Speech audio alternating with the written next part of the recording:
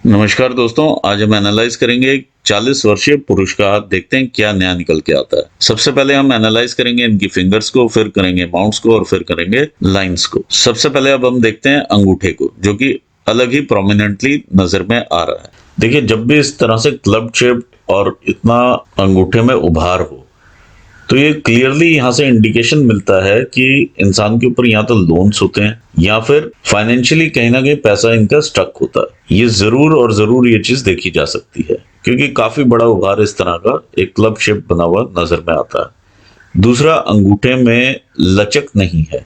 लचक ना होने का मतलब ये रहता है कि इंसान थोड़ा सा रिजिड रहता है अपने ख्यालों में और अपने विचारों के साथ। तीसरा, जब मासल अंगूठा रहता है तो अपने हितों की रक्षा करना भी इंसान जानता है। चौथा, जब इस प्रकार से अंगुष्ठ निकला हो, ये हड्डी अलग से ही निकली हुई नजर में आए, तो ऐसे में इंसान जो है काफी कंट्रोलिंग नेचर का इंसान होता है। हर चीज अपने हाथ में रखना चाहता है। ऐसे में इंसान का कंट्रोल अपने परिवार पे भी वो रखना चाहता है और व्यापार में। आइए बढ़ते हैं फिंगर्स के एनालिसिस की तरफ। फिंगर्स में यदि हम देखें तो जुपिटर की फिंगर का झुकाव काफी ज्यादा सैटर्न की फिंगर की तरफ है। ऐसे में इंसान धार्मिक प्रवृत्ति के होते हैं।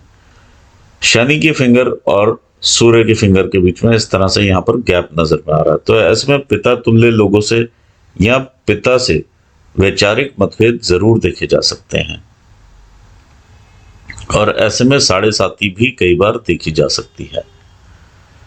आइए आगे बढ़ते हैं, देखते हैं इनकी लिटिल फिंगर। लिटिल फिंगर यदि हम देखें तो काफी ज्यादा यहाँ से गैप पकड़े हुए लिटिल फिंगर है।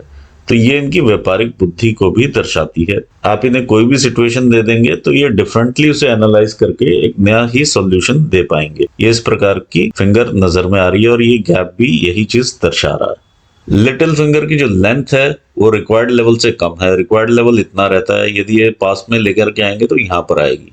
तो ऐसे में इंसान थोड़ा सा हिडन पर्सनालिटी के रहते हैं, या अपने जो विचार हैं उसे व्यक्त नहीं कर पाते हैं, या अपने इमोशंस को भी इंसान ठीक से व्यक्त नहीं कर पाता है। और कई बार इंसान को कहना कुछ होता है और कहता कुछ और है। ये हमारी कम्युनिकेशन की भी फिंगर है, और हमारे सेल्फ एक्सप्रेशन की भी फिंगर है, और हमारे फाइनेंशियल मैनेजमेंट की भी फिंगर है।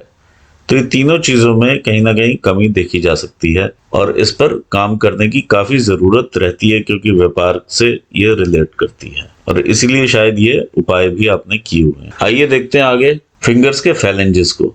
यदि हम इस तरह से देखें, ये फैलेंज ये आपके ब्रेन के कार्य करने की शक्ति दिखाते हैं। तो ओवरऑल फैलेंज आपके अच्छी कंडीशन में नजर में आ रहे हैं। सेकंड फैलेंजेस देखिए थोड़े से छोटे हैं।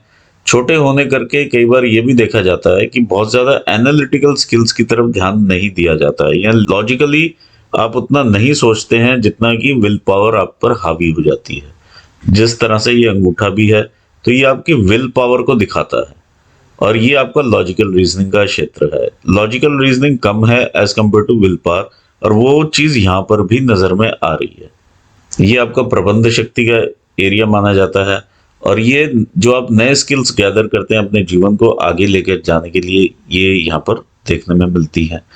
जो भी आप अचीव करना चाहते हैं, आपके ब्रेन में जो भी चलता है वो यहाँ पर चलता है, और उसे आप क्या फिजिकली उतनी मेहनत करके अचीव कर पाते हैं या नहीं, वो यहाँ पर दिखाई देता है। ये आपकी मेहनत को भी शो करता है।